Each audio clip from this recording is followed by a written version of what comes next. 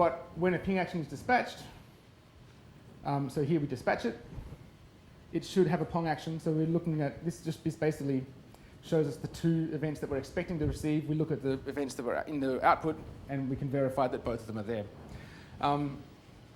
Obviously, epics can get more complicated than that, but the code that you're writing is all in that one spot, and the tests are really, you can just write lots of things that just are concerned with the output, and it's very easy to set up. And a lot of the time I've found this sort of thing more complicated to test, in that kind of environment. So, I suppose in summary, what did we do? We had a few goals at the start, but first of all, we wanted to try and have our network state management done neatly and in one place, and I think that is something that we achieved. I didn't have some examples of that because it's probably a little bit too difficult to cover in this short talk, but maybe if I write this up online, maybe I can expand on some of those things.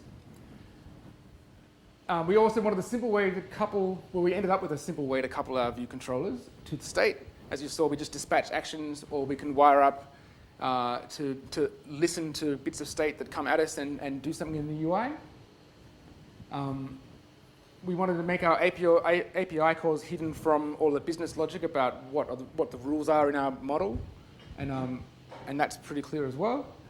We also were able to share our implementation tests and bug fixes with the Android team. So we sort of worked alongside. Sometimes one person went ahead and then shared that with the other side. Sometimes we'd pick up issues and bugs, and because we're using common kinds of ways of solving these problems, we got to share a lot of stuff, because one of the benefits of RX, which I forgot to mention, is that it's rolled out across a lot of different languages. So there's RX Java, JavaScript, in .NET, there's there's a dozen different versions of it.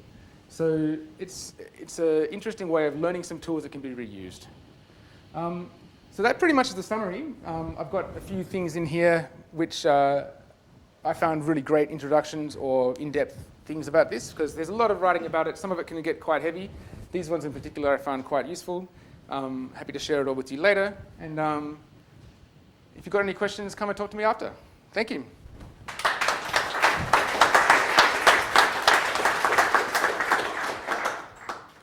We've got time for any questions, if there's any questions now. Yep.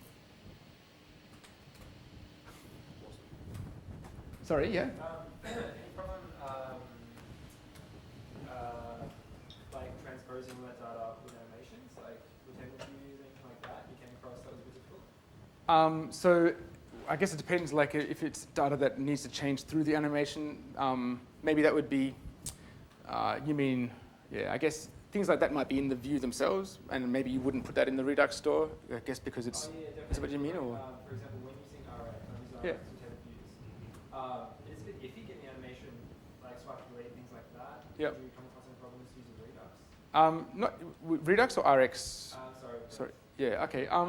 Not yet. I mean, we haven't done heaps of animation stuff in this yet, so I guess that's something we'll have to cross when we come to it. But yeah, I'd be interested to hear more. Yeah. Sorry, Matt. Yep. So big fan of the Redux pattern. Use RedSwift myself in Yep. the app that I work on day to day. Mm-hmm. But it seems like adding RX or another functional reactive pattern onto RedSwift actually introduces a lot of overhead on top of what RedSwift provides. What do you see as the tangible benefits of using an FRP pattern on top of a Redux pattern? I think the benefits of like, functional stuff like that is, I don't know, I think there's lots of things we could do in the UI. So that, I mean, I like being able to bind to just particular parts of the state rather than having the whole state returned to me every time. I know that in Redux, in RedSwift, you can select just part of the state instead of observing the whole thing, but you still get it pushed to you even if it didn't change. I suppose that doesn't sort of matter. You can just keep doing it needlessly, but some of those sort of things. And that both Swift and the Redux or RedSwift pattern give you pretty much everything you need already. Why are you adding something else on top of it?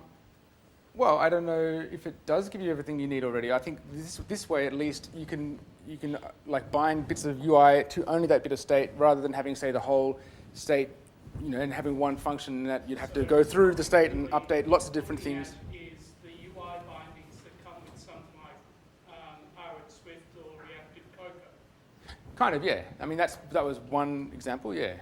I think some of the other benefits are, like I said, all the stuff in epics. I mean, it's a way of doing some complicated things over time with the RX store, and managing connection state and doing that sort of stuff is, it's a good way of having that all done in the one spot rather than, I guess we'd have to implement that somehow with some other middleware on Redux or something like that. Yeah. Yeah, ReSwift and the store subscriber give you that without needing to add an extra pattern on top. I suppose if you had, so you could do the side effects of sending API calls as a service that is just listening to the state or something like that, yeah? I suppose, but then you've still got to manage the state of what's happening in the connection. So are you connected, are you disconnected, that sort of thing. And functional reactive programming gives you some of those things to work with state over time. So you can leverage all those things like, distinct until changed or whatever to do that kind of thing. It's just a different way of solving those problems. We'll argue over beer. Pardon? Yeah, okay. I love arguing. Also, this is not the only way to do things. It's something that we've been learning and I think it's been quite useful, but it's not the only way to do things, and it's maybe not the only way I'll ever do things, but it's been kind of, I think, an interesting pattern. Yeah. Thank you. Cool. Awesome.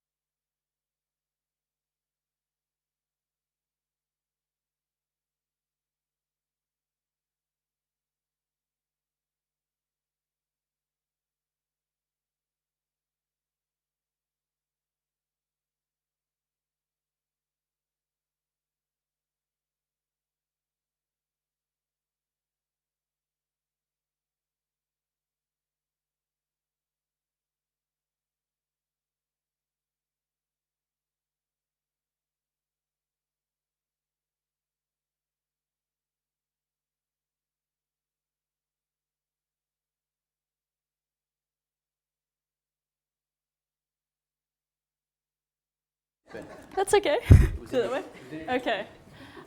Was like, what the hell is it? Because I know that generally when you put the word law or lawyer anywhere near anything, it becomes needlessly scary and annoying. And honestly, like at the end of the day, all it really is dealing with issues that you guys experience in your everyday lives and attempting to find, legal solutions to it. So what is technology law? Really simply, it is just dealing with it's the legal issues around acquiring, selling, developing, buying, IT software, IT products, IT services. So this is just, an example of an IT product lifecycle. I'm sure a lot of it is incredibly familiar to you all.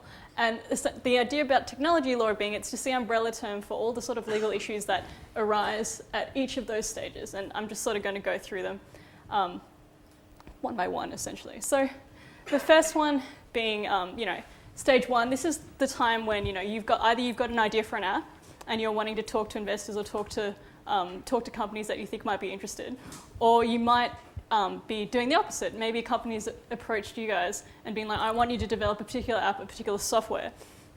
Now, at this stage, what people generally want to talk about is protecting confidentiality and protecting ownership and use of intellectual property. I'm not an intellectual property lawyer, unfortunately. That's actually sort of separate, even though it's under the umbrella.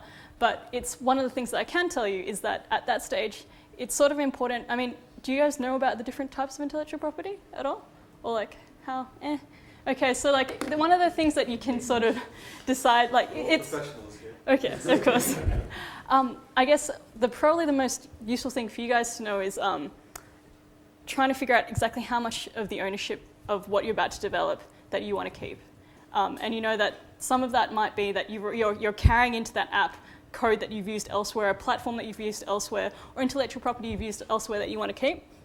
So that's what's traditionally what they might call background IP material. And you can make sure, in agreements of this sort of kind, when they come up, that you actually keep that separate. So you can say that, that stuff is mine. Even if you, the company, are contracting me to develop it and you want to own everything else, that's fine. You can own that, but this part is mine. So you can carve it off in that way. The other thing you can carve off besides the actual app itself is any intellectual property that sort of arises as a result of that app, like any sort of, data analytics or any of that sort of, or any of sort of useful spin-offs. Let's say the company asks you to come back and develop something else, you may be able to also protect that as well and keep that for yourself. So that's, I guess, the intellectual property side.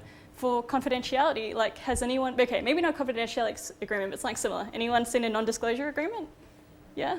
Awesome. Okay, cool. Everyone's seen those. All right. So, have you ever read them? Don't worry. Yeah? Oh, awesome. Great. Yeah. So you'd probably... Oh, that's good. So you'd probably notice that even with the one-page ones, it's generally roughly divided into, this is the definition of confidential information, and this is what you are allowed to do with it. Yeah? Yeah. Cool. So the most important part of that, from a practical perspective, is actually the definition, because often a lot of these agreements, they're sort of tailored toward, they're really general, and they're not necessarily tailored towards the stuff that we do, or the stuff that software coders do. So in terms of, if you're trying to look for particular things that you protect, that's what you want to see in the definition of confidential information.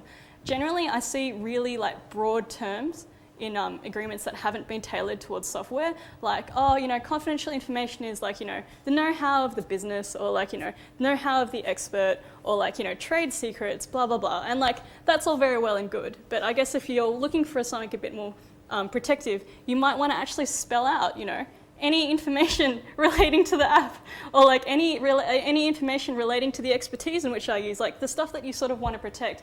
You want to see if you have the power to sort of amend these agreements, or maybe offer suggestions. You want to be able to see those things actually set out in the confidential information to make it quite clear that that's stuff that's yours that should be protected. So I don't know, any questions on confidentiality at this point? Any burning questions you've ever had from reading those? No? Okay. In that case, I might move on to maybe stage 2. So that's your sort of development, your development agreements. So when you guys develop products and apps for companies, have you, I presume you would have seen something that says, okay, you must deliver phase 1 at this stage and phase 2 at this date, yeah? Yeah, those are basic software development agreements. And some of them, I'm guessing the ones that you saw maybe were pretty short. Yeah, some of them I've seen go up to 300 pages and they're ridiculous and they don't need to go to 300 pages. But the fact is that I guess some of the ones that I look at, we're dealing with, I guess, $300 million worth of software, and like nobody wants to fuck up, and therefore like they just write too many words around it because they're too scared.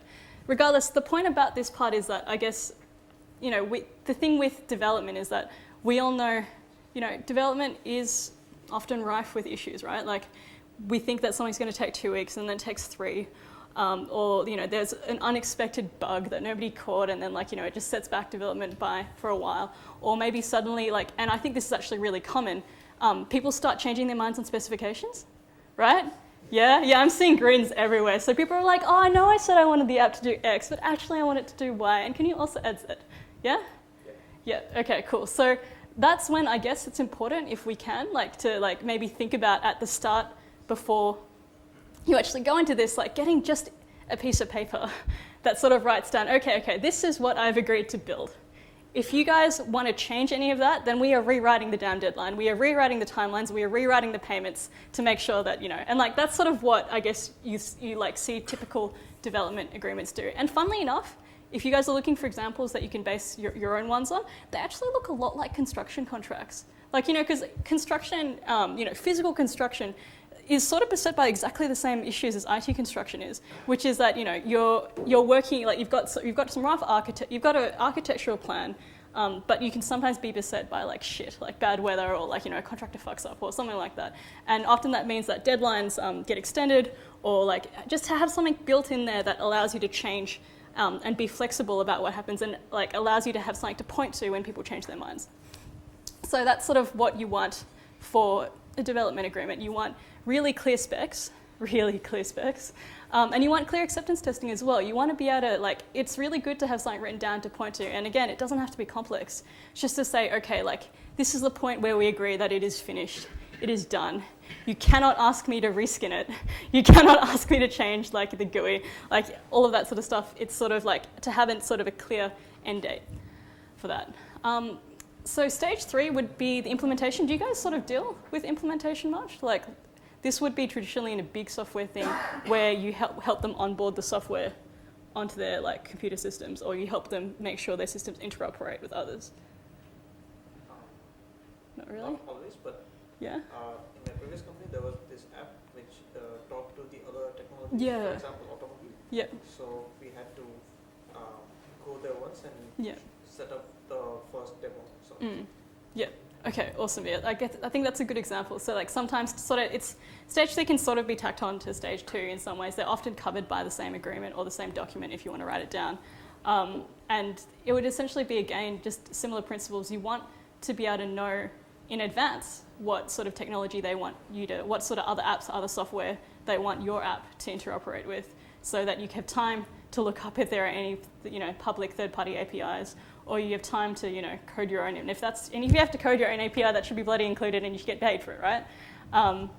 So that's sort of the section where there was a really nasty one I saw where this really big company, who shall remain nameless, but is a very big company in Melbourne, had paid a ridiculous amount of money for a new software system, and then they started the onboarding, and then they realized halfway through that it was incompatible, and now they run 2 systems.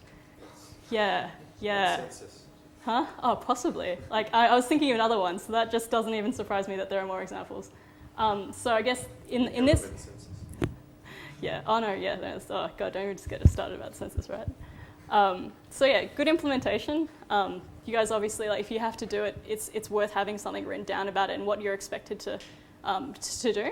And the same goes for stage 4, which is do you guys have to do sort of ongoing support or maintenance sometimes? Yeah? So how do you normally deal with that? Ooh, that's 10 minutes. Do you normally have something written down you're going to get X amount of hours of support per month, and after that you need to pay more, or anything like that?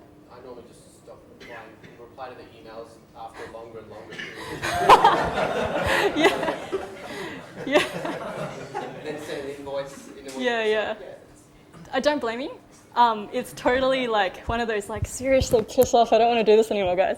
But if you do end up deciding that you want to make money off support and ongoing support services, I know that there are people who will charge monthly fees, right? And they'll be okay, for this amount of money, maybe 100 or 200 a month, you get 2 or 3 hours of my time, and if you want more, you pay for it. And then if they don't need you, then you just get $200. So it's nice, right? But like, if that's true, like this is when you start having to go into the issues of like, you know, wanting to have something that sort of has when I say ongoing governance, I mean like having somebody, like, you know who you're meant to touch base with. They know that you're only available for a couple of hours every month unless they want to pay more, that sort of thing. If your app also deals with like data, this is sort of where you may have to sort of start managing data security issues. I mean, do many of you code apps that sort of deal with personal information or store personal information? Yeah, I think it's quite common. And have you guys really looked like, is there much sort of talked about in terms of the actual like regulations that you have to apply to? Not really? Oh yeah? Okay, that's good. I'm getting some nods. Thanks. Pardon? Oh, okay, fair enough. Yeah, no worries. You'll be fine. I guess if you're looking at personal information, it just means that it's actually not as hard as what everyone makes it out to be, especially because Australia just passed, like there's just been a recent development in court that apparently people, like the court doesn't think that like our geographical location by itself is personal data. So we've actually got pretty weak privacy protections in Australia now, thanks to that. So it's not as big an issue as it could have been previously. It means that personal information now has got a much more limited sort of like application. It's sort of things like if you're collecting names, and if you're collecting email addresses that have names, and if you're collecting sort of health records or health data, then maybe you need to start looking at that sort of thing. But there's a lot of stuff online that you can find about, you know, just general privacy regulations, what you have to do. And I think they're generally pretty obvious. So things like, you know, tell people that you're collecting it, like, you know, don't disclose it without their consent, that sort of thing. Again, I guess if you have more questions, like there's generally, like, feel free to ask afterwards. And with that, I guess the last thing I just wanted to leave you guys was with a bunch of resources. Now, I've said that, look, I've got our logo up there because I guess I sort of have to. It's the company I work with. I'm really proud of them. They're really awesome. But frankly, I'm hoping that none of you guys would need really complex or bespoke agreements unless you were dealing with like a really huge sort of contract that was worth like, you know, tens or even hundreds of thousands of dollars. But if you're not doing that, like, please don't even bother. There's tons of amazing basic sort of like things that you can do for your initial agreements that will just already get you started. There's, I think, General Assembly, if you guys have heard of them, like the training course. They apparently do an Essentials of sort of Startup Law that deals more with the technology law side of it. And that will give you like sort of a lot of the like fundamentals that you need for when you need to like find a lawyer and the stuff that you can do yourself. There's like most startup accelerators and co-working spaces, like they have lawyers that you can like pick the brains of for free for the first hour. You have like a place like Startup Melbourne. You also just have, as I said, like, I didn't want to put Google up there, but Google is pretty good. Just make sure that when you're finding agreements to base things off, that they're set in Victoria, or if like, you know, you're working in Sydney, because we do have slightly different laws around those areas, and it just helps to be in the right jurisdiction and have the right legal thing apply. And the last, if you really want to get somebody to help you with something, if you've got like sort of an agreement that you want a little bit tailored to you or a little bit of advice, Legal Vision's not bad. They're one of many sort of new law type startups that give you a fixed fee for things that's way more affordable for like people like small businesses and startups. Although I will like make a disclaimer, we own part of them, blah, blah, blah. My company owns part of them. I don't see any of that in Mula. So I don't know. Do you guys have any questions from here? Is there anything else I can help you with? I think everyone's blown away. I don't know. I hope. Okay, was that useful? Yeah. Yeah? Okay, awesome. Well, hopefully, yeah, if you have any questions, like, chat me after pizza. Thank you.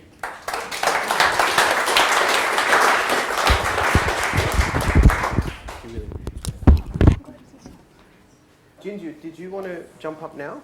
Great. All right, so next up we've got Junju. How did you want to present on your laptop? Do you want to just join the CocoaHeads network? Yep. Password is CocoaHeads. You can put One second. And then airplane. CocoaHeads. Then 0505.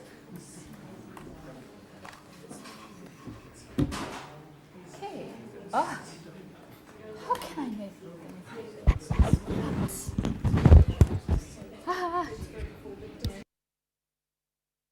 Mike.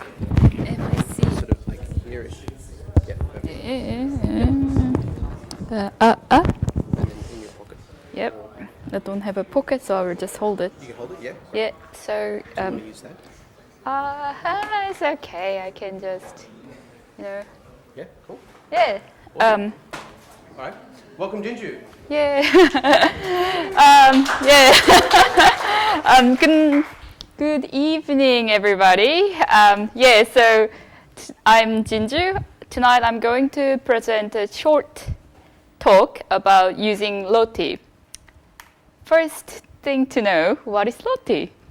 So LOTTIE is an iOS, Android, and React native library built by the Airbnb engineering and design team.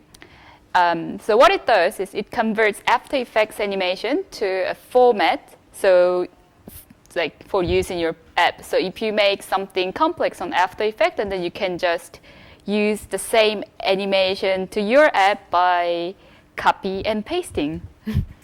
So to me, I'm generally really lazy. I just hate the fact every month there's something new coming up, and I have to learn everything again.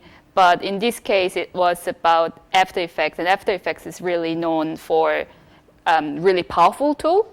It's like Photoshop for motion graphics. So I was like, okay, then I can learn this. So I started. The second thing I want to let everyone know is this is a sort of lightning talk. So my intention is, I think this is still less than a month. No, it's just more than a month old thing. So I think in this case, the more I talk about this tool, the wrong the effect will be. So I will focus on mainly two things. The learning curve, because everyone here may not heard about it or heard about it but haven't tried it yet. So learning curve time, whether it's difficult or not, or the thing we can make from using LOTTIE is shippable or not. And the second thing is my honest review, because these days, whenever new thing release, everything looks like magical, and they promise everything, and it looks like anything is possible, but often it turned out not. So it's nice to have someone who can say what is good, what is bad, or what is weird before you decide to spend your time. So part one, the learning curve. Okay, for most of the people here, I don't think there are much more complexity in the working flow, because I think that's all you need to do. I don't know. I basically asked one of the iOS developer to her, I don't know what to do. Please set this thing, and so she created a new branch, and then it has this. And as soon as you have this, then the rest is up to. It's all about making art. And so now this is the workflow for the whole LOTTIE thing. And there is one thing you need to remember is there's a extension for After Effects called Body Moving, which converts After Effects composition, which is animation, to a JSON file. And then what you need to do is you need to import this JSON file in your Xcode project and use LOTTIE. And that's everything. And I haven't tried it for Android or React Native, but I guess things will be similar. And now I'm being really honest about the time I spent plus the difficulty I found, because I haven't tried After Effects in my lifetime. I always feel, why do I need to learn? It looks so complex. But for this case, I started learning After Effects from just watching Linda videos. So it's like tutorial After Effects essential class. And I found it's not that difficult. It's really similar to Photoshop. And if you are familiar with the Adobe UI, UX, then it's easy to catch up. But make something okay, I found it's really hard, because animation takes lots of, if you know any of actual animator in the industry, you can imagine those bags that they stay light late night every time and just drink Red Bulls every time. And I realized there was reason for that, because making something look okay takes more time than you think, even if it's like 3-second animation or 1 second. So it was really hard. However, once you made something, and then once you just apply something on your Xcode project, pizza is coming. It's just copy and paste. It's really, really easy. So that's like the actual time I spent, and that's what I found in terms of difficulty. So it's really, really easy to setting up workflow, and I think developer can help just write that sort of simple code, import LOTTIE. Anyone can do it. And then, so this is about the time I actually use it for actual product, and we shipped that on App Store. And before doing it, I had a little bit of practice. I just made something on After Effects, which is on the left, and then just copy and paste on one of their sample projects, and you can see it works, which is good. Yeah, it's easier than I thought. Designer can do that. And the second thing we did was we just make an animation on the left side and just use it on our existing product. And we just set some rules like looping when it's finished. And it's just super easy, as you can see. So we became more brave and just decided to creating some conditions. So we made a flowchart. It was used for a login screen, so we had an email text form that we need to check whether the email string has @ symbol. If it is, then does it has dot blah blah. Then if that's the case, then we show the smiley face. If not, then we show some like worrying face. And if the email address doesn't even have @ symbol, then show worrying face as well. So we structured, I made some animation for initial and worried and smiling. And yeah, so that's how it works. And then, yay, happy. Yeah, so the good thing of this is from an idea to actual screen, it took less than 7 days. And for your information, these things will never get passed by project managers usually, because it takes too much time, and developers' time is really precious. But the good thing is I could work in parallel with a developer. So as soon as the developer set the logic and architecture, then like the developer can move on to some other task, whilst I was keep making the animation better. So you save time for both sides, and you can boost up the creativity. That's really big bonus, I think. And the file size is super light. Every animation we made was less than 20 kilobytes. And imagine if that was a GIF animation that's like more than 100 for sure. So that's really good for us. But there are some bad things. We tried to replace the whole animation to something else, but we found they are not supporting those yet. So we just put it on top, and then just replacing the order, which isn't really clever way, but that was the restriction at the time. Maybe it's fixed now. But other than that, I don't think there's nothing really seriously bad for both sides. And the last thing I found, which is a bit weird, but I'm not sure, that could be my fault or that could be what that is, but I found the frame rates of animation doesn't look as smooth as on After Effects. It's a little bit choppy, but I am not sure. It could be me. We'll see what's happening. And there are a couple of things you can't do it right now, but they are going to support one day according to their roadmap, like complex layer effect. It doesn't understand gradient,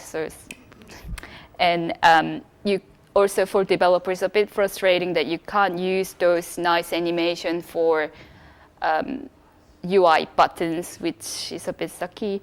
But they say they will be supporting those in the future. So like, yeah, please, because I had a really hard time to figure it out. How should I merge layers? Yeah, it's like spend whole day for that, but it will be fixed, hopefully.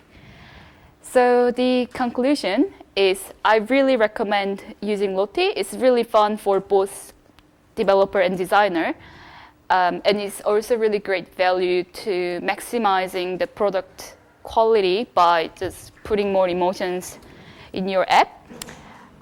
But until it becomes more clever, I would suggest to restrict the whole thing more for like decorative purpose, not like don't use it as your navigation bar, for example. Use it in a place that you want to make something fun. You know, instead of static animation, a static illustration or photos, you can use something like this to give more funness into your product. And that's it. Thank you very much. Yep.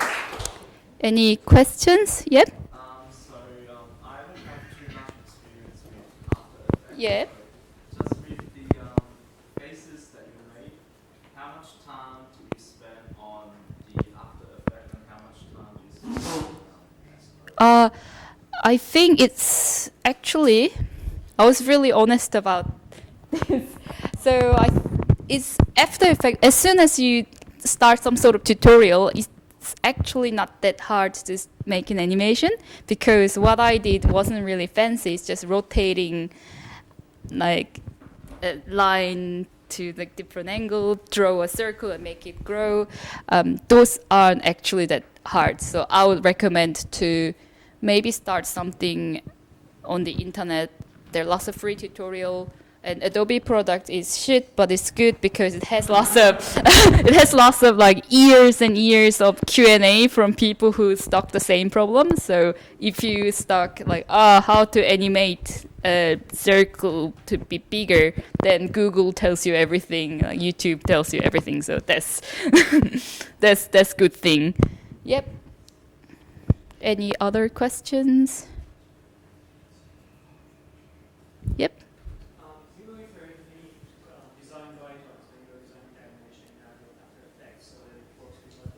Yeah. You're doing evaluation, but some of the animations then you're exporting it doesn't work inside. Yeah, but I think most of the time the animation itself was working, but depends on, like, I think there is some, compared to what After Effects can do versus what LOTTIE can support, there are some gaps. So if you exported, like if you imported a JSON file and then playing the animation and when it doesn't work, then in my experience, 99% of the time, there was problem on body moving.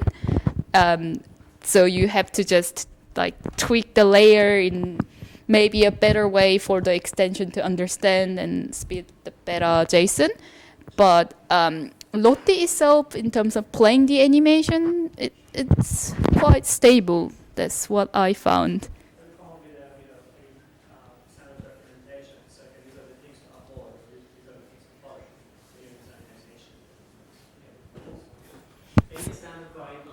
Oh yeah, they have a they have a really good guidelines, and it's made by Airbnb. So when they distribute this thing, they documented almost everything, and I found this really just helpful. Everything I thought, oh, why is not possible? And then when I look back to the document, it says, oh, this is not supporting yet.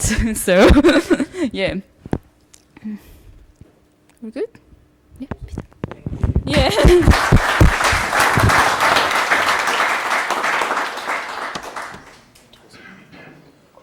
All right, so perfect timing. This doesn't happen all the time, as you would know. But I think yeah, Matt's down there. He's waving near the pizza. That's where we're at. We'll grab pizza for sort of 20, 25 minutes. Also, the outside area is you're allowed to go out there with pizza. If you want to move out there as well, it's up to you. But we'll come back at kind of 8:30ish for our last presentation. Thanks.